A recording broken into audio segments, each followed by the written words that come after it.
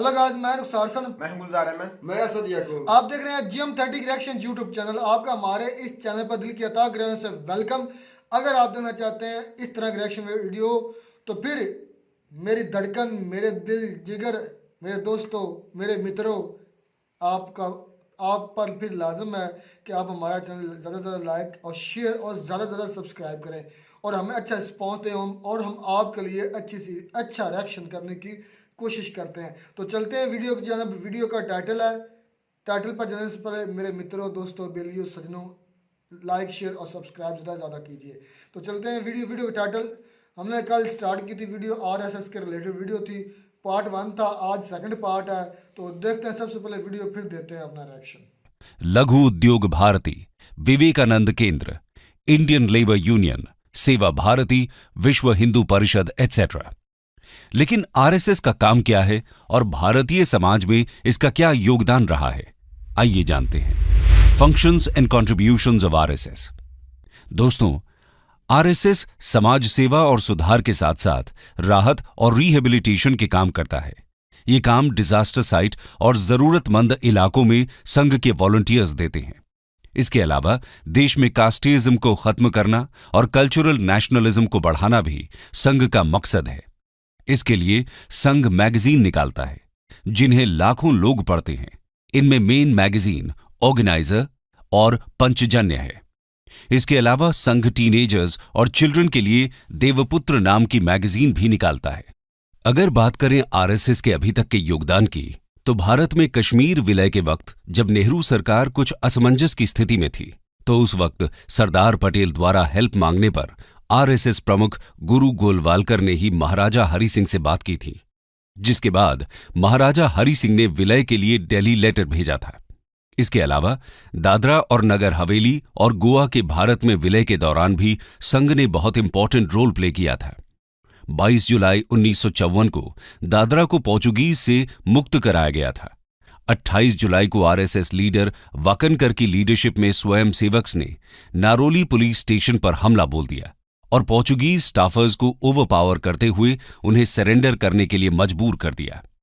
Liberation forces को इस तरह आगे बढ़ता देख पोर्चुगीज फोर्सेस कैप्टन विर्गिलियो फिडाल्गो के नेतृत्व में राजधानी सिल्वासा की तरफ रिट्रीट कर चुकी होती है। लिबरेशन फोर्सेस फिडाल्गो से सरेंडर करने के लिए कहते हैं और इनके मना करने पर बड़ी संख्या में आरएसएस स्वयंसेवक्स और लिबरेशन फोर्सेस के बाकी मेंबर्स सिल्वासा की तरफ मार्च करते हैं। पोर्चुगीज भाग जाते हैं और स्वयंसेवक 2 अगस्त 1954 की सुबह पोर्चुगीज का फ्लैग उतारकर भारत का तिरंगा यहां फहराते हैं। इस तरह पूरा दादरा नगर हवेली पोर्चुगीज के कब्जे से मुक्त कराकर भारत सरकार को सौंप दिया जाता है। 1962 में जब इंडो चाइना वॉर हुआ, उस वक्त भी संघ ने आगे आकर आर्मी की हेल्प की। आर्मी रूट्स पर नजर रखना, एडमिनिस्ट्रेशन की हेल्प, आर्मी का खाने का इंतजाम करना और साथ ही साथ आर्मी फैमिलीज की हेल्प करने जैसे काम आरएसएस द्वारा किए गए। उनके इस काम को पूरे देश के लोगों ने अप्रिशिएट किया। आरएसएस के इस काम को देखते हुए पीएम नेहरू ने 1963 के रिपब्लिक डे परेड फंक्शन में स्पेशली आरएसएस को इनवाइट किया। 2 दिन के नोटिस पर 3000 स्वयं सेवक ने अपनी यूनिफॉर्म में राजपथ पर मार्च पास्ट किया। इतना ही नहीं, 1965 में इंडो पाक वॉर के दौरान भी तत्कालीन पीएम लाल बहादुर शास्त्री ने संघ को याद किया था। उस वक्त घायल जवानों को सबसे ज्यादा ब्लड संघ के ही स्वयं सेवकों ने दिया था। साथ ही कश्मीर में एयर स्ट्रिप्स से स्नो हटाने का काम भी संघ के स्वयं सेवकों ने ही किया था। इसके अलावा 1971 में ओडिशा में आए भयानक साइक्लोन से लेकर भोपाल गैस ट्रेजेडी तक, 1984 में सिख दंगों से लेकर Gujarat earthquake, tsunami catastrophe, Uttarakhand floods और कारगिल वॉर में घायल लोगों के रेस्क्यू ऑपरेशंस तक संघ ने आगे आकर अपनी सेवाएं दी। हमेशा संघ ने आगे फोर फ्रंट में खड़े हो लोगों की सेवा की है और सिर्फ इंडिया ही नहीं, इवन नेपाल, श्रीलंका और सुमात्रा में भी संघ ने अपनी सेवाएं दी हैं। आरएसएस द्वारा इतना सब करने के बावजूद वो हमेशा कंट्रोवर्सी में फंसती रहती है। उस पर हमेशा से राजनीति में हस्तक्षेप करने के इल्जाम लगते रहे हैं और इसे सरकार द्वारा बैन करने की मांग उठती रही है। आइए जानते हैं इसे कब कब बैन किया गया है। When was RSS banned? दोस्तों, समय समय पर आरएसएस आलोचना और विवादों में घिरता रहा है। पहली बार जब 1948 में नाथुराम गोडसे ने महात्मा गांधी की हत्या कर दी, तो पंडित नेहरू ने इसके लिए आरएसएस को जिम्मेदार ठहराया और इसे बैन कर दिया गया। दूसरी बार 1975 में इंदिरा गांधी ने जब देश में नेशनल इमरजेंसी लगाई थी, उस वक्त भी आरएसएस पर बैन लगा दिया गया था।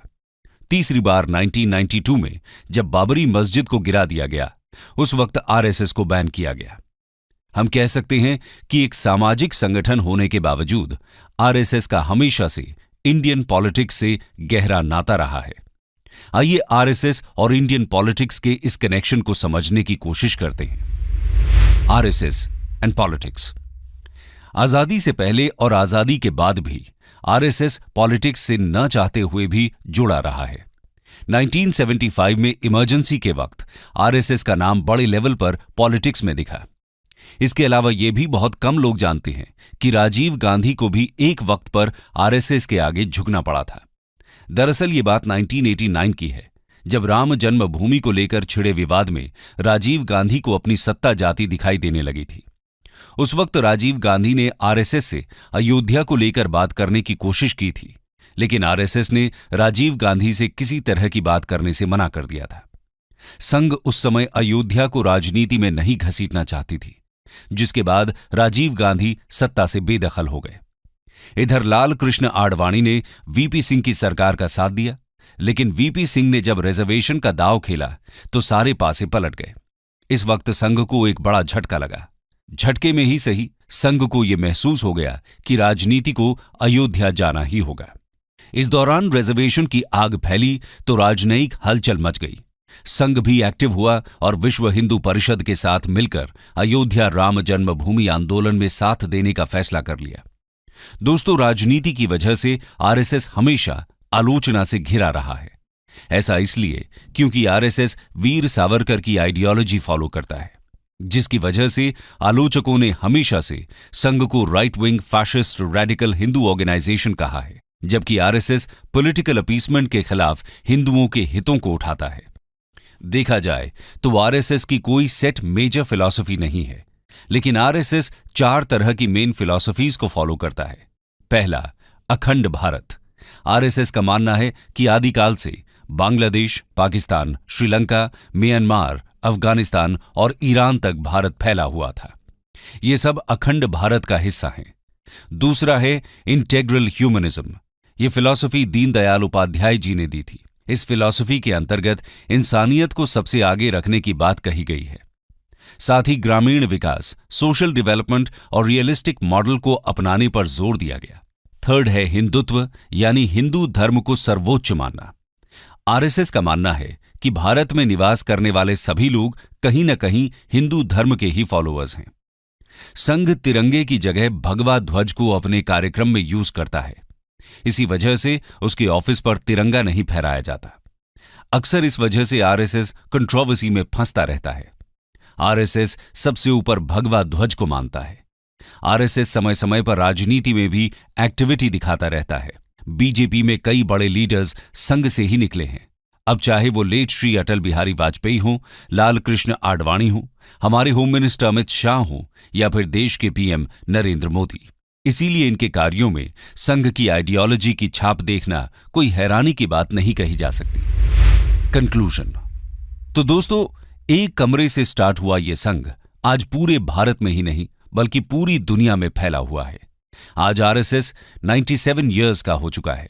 दुनिया में शायद ही किसी संगठन की इतनी आलोचना हुई होगी जितनी आरएसएस की हुई है, लेकिन इसके बावजूद आरएसएस आज भी अपने विचारों को लेकर डिटरमिन्ड है और अपने मोटो को लेकर आगे बढ़ रहा है। आज आरएसएस की पॉपुलैरिटी इतनी ज्यादा है कि आप भारत के किसी भी कोने में हो, आपको इसके होने का एहसास हो ही जाएगा। स्टडी IQ IAS, अब तैयारी हुई अफोर्डेबल। वीडियो खत्म हुई, ये एक पार्ट हमने पहले किया था, आज उसका हमने दिया सेकंड पार्ट लेकर आए हैं। अब कंक्लूड हुआ कि इस संगठन में, इस ऑर्गेनाइजेशन में सिर्फ हिंदू शामिल नहीं है। मेरी इंफॉर्मेशन में, क्योंकि भाइयों ने नीचे कमेंट भी किया, मैंने वो भी पढ़ा, फिर भी स्टडी की इसमें 5 लाख के करीब मुसलमान भी शामिल है। अगर ये सिर्फ इसका जिक्र वीडियो में तो कहीं नहीं आया मेरे भाई। वीडियो में जिक्र नहीं ना आया कंप्लीट, हो सकता है कुछ ऐसी बातें वो सिर्फ उनके काम पर तवज्जो दे रहे थे कि वो काम कैसे करता है, उनकी ये नहीं कि वो इसमें कितनी कौन कौन सी चीज़ें उसमें, बल्कि काम नहीं, वो जो बताई थी ब्रांचेज जिसमें उन्होंने सिख भी कहा, मुसलमान भी कहा, एक मतलब ऑर्गेनाइजेशन उनकी एक ब्रांच है। सर भाई ये मुझे जो मैंने जो इस वीडियो में पता किया है, जो मुझे समझ आई है ना कि जो आरएस ये तंजीम है ना, ये अपने मुल्क के लिए दिफा के लिए है। जे हैं जहाँ भी उसको मुसीबत आए, यहाँ मुश्किल की घड़ी आए इस मुल्क पर, उधर ये उसका साथ दें, उस मुसीबत को भी टालें। जैसे उन्होंने जो पुर्तगाल की तो आई थी फौज बढ़ रही थी तो उसको उन्होंने भगा दिया। तो ये ऐसी बात है कि जो जब भी मुल्क पर मुश्किल वक्त आता है उस वक्त ये आरएस जो तंजीम है उस वक्त ये मुल्क के काम आती है। जैसे हमारे यहाँ वो ईदी है या और भी कुछ तंजीम, वो तो सिर्फ फ्लाई एक इदारा है ना मेरे भाई, प्राइवेटाइज एक फ्लाई इदारा है। तो ये भी एक तंजीम है, ये एक अपने भारत के लिए अच्छा बात मुकम्मल कर ले, बाद में मैं बोलूंगा। जी बोले दरमियान में फिर बोलते रहते हैं मेरे भाई। हम काउंटर करना चाहिए, मैं आप काउंटर तब तक नहीं करता जब तक आपकी मुकम्मल नहीं हो जाती। काउंटर करना चाहिए भाई। सर बात आ जाती है यहाँ पर उनके 4 मुद्दे उठाए गए ये जो तंजीम बनाई गई है। पहली बात ये कहते हैं कि ये पॉलिटिक्स से इसका कोई लेना देना नहीं, लेकिन अपनी ही वीडियो में ये कहते हैं कि जहां पर पॉलिटिक्स होती है वहीं पर इनको घसीटा जाता है और ये पॉलिटिक्स का साथ देते भी हैं। बात समझ में आ रही है आपको? अच्छा दूसरी बात, पॉलिटिक्स का साथ देना और ना देना, जहां भी वो अपने मुल्क की बात आती है ना उसमें वो पॉलिटिक्स के साथ देते हैं। ऐसे नहीं कि वो हमारे जैसे यार भाई गुलजार मुझे बात कर लेने दो यार। चलो करो भाई बात। अब इन्होंने खुद माना है कि ये अपने जो मरकज है ना उसके ऊपर तिरंगा नहीं लहराते, अपना परचम लहराते हैं। समझ में आई वो जो कुछ भी है उनका। अच्छा यही अगर टीटीपी वाले करें अपने इलाके में या जिस जहां पर उनका मरकज है तो वो दहशतगर्द हो गए। वो मुल्क की रियासत के साथ बिल्कुल नहीं है, वो दहशतगर्द है, वो गलत काम आप करते हैं। असद भाई फिर बोलते हैं कि आप मुझे काउंटर ना मत करें, आप टीटीपी के साथ मत उसको कंपेयर करें। आपको साबित करके छोड़ूंगा। टीटीपी जो है वो हमारी जाने लेती है, उस तंजीम के साथ आप साबित करके छोड़ूगा कि इन्होंने मुसलमानों के साथ क्या क्या आप फिर बोलते हैं कि काउंटर मत करें, बोलने दे। मैं आपको साबित करके दिखाऊंगा। नहीं आप टीटीपी के साथ। अब आ जाती है बाबरी मस्जिद। बाबरी मस्जिद का वाकया आता है और दौरान वीडियो ने खुद कहा कि ये लोग बाबरी मस्जिद में गए। समझ में आई मेरी बात? बाबरी मस्जिद के लिए इन्हें बुलाया गया तो किसने तोड़ी वो? समझ में आ गई बात? वहां पर भी इनका हाथ है। अच्छा मुझे ये बता, आज को तो आप ये कह रहे हैं फलां फलां फलां, ये जो इंटरनेशनल OIC हमारी मुसलमानों की सिर्फ प्योर मुसलमानों के लिए है, उसका क्या काम है? वो क्यों बनाई है इंटरनेशनल तौर पर है? मुझे उसका नहीं इल्म है। उसका तुम्हें नहीं पता उसका क्या काम है, मकसद क्या है? उसका नहीं भाई पता। मैं वैसे ही बात ना कर दूं, मैं झूठ नहीं बोलता। समझ में आई? अच्छा उसका पता ही नहीं तुम्हें? मुझे RSS का तुम्हें पता कि ये वो करती है? सर मैं आपको वो बता रहा हूँ जो वीडियो में दिखाया गया है और जो मुझे पता है। और भाई मैं वही तो पूछ रहा हूँ। RSS का एक और पॉइंट उठा, RSS का। भाई ये इनका मानना है कि पूरे हिंदुस्तान में तकरीबन सारे हिंदू ये रलते, कहीं ना कहीं इनका जो है ना तरीकाकार वो हिंदुओं का। जो मैंने बात की थी कि इन्होंने 2 तहरीकें चलाई थी, शिद्दी और संगठन। एक मुसलमानों को खत्म करना, दूसरा मुसलमानों को हिंदू करना। ये आज भी उस अकीदे पर कायम है। हमें तो कोई ऐसी तहरीक हमें कोई भी ऐसी तहरीक नजर नहीं आती। मेरे भाई आपको कैसे पता? आप ऐसे यकीन से बोलते हैं, हमें तो बिल्कुल इतना भी मुझे पता है ना। उनके धर्म में मेरी बात सुन ले, इंडिया जो हिंदू, अगर हम मुसलमान ये कहें, मेरी बात सुनो यार, अगर हम मुसलमान ये कहें ना कि हमारे मजहब पर बात मत करो तो हम क्या हुए? हमें क्या बोला जाता है? कट्टर। ऐसा ही है। इस बंदे ये जो तंजीम है ना, इस तंजीम के किसी बंदे से आप बात करके देखें, ये बिल्कुल अपने मजहब में कट्टर है मेरे भाई। ये यार मजहब यही तो बात सुने, कट्टर होना अलग बात है।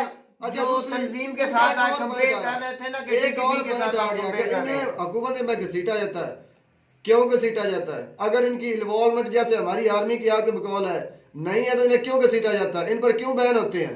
और हमारे यहाँ तो सब कुछ कंट्रोल करता है, सब कुछ कंट्रोल करता है। हमारे मुल्क में मार्शल क्यों लगाया जाता है? क्योंकि हमारा कंट्रोल है यार। ये नेशनल लेवल की ऑर्गेनाइजेशन नहीं है, ये भी इंटरनेशनल लेवल की है। पूरी दुनिया से लोग इसमें शामिल हैं।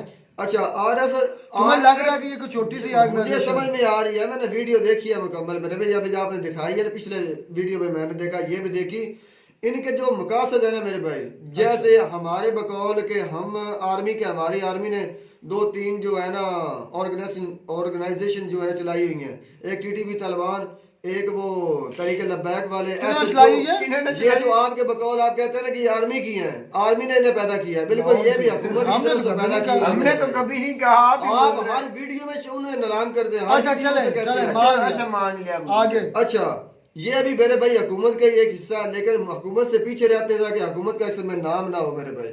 अगर ये हुकूमत का हिस्सा नहीं है तो इन्हें बैन क्यों किया जाता है, इन पर पाबंदियां क्यों लगाई जाती हैं? अगर ये गलत नहीं है तो इन्हें अपनी हुकूमत क्यों बैन करती है? भाई वो वर्ल्ड लेवल का ग्रो अपनी हुकूमत में क्यों बैन करती है? इंडिया पर प्रेशर आता है तो वो प्रेशर कम करने के लिए अपनी आवाम के मुफाद में उस पर बैन भी लगाया जाता है। ऐसी कोई बात नहीं है, कोई लॉजिक नहीं है भाई गुलजार, अच्छा। ये कोई लॉजिक नहीं है।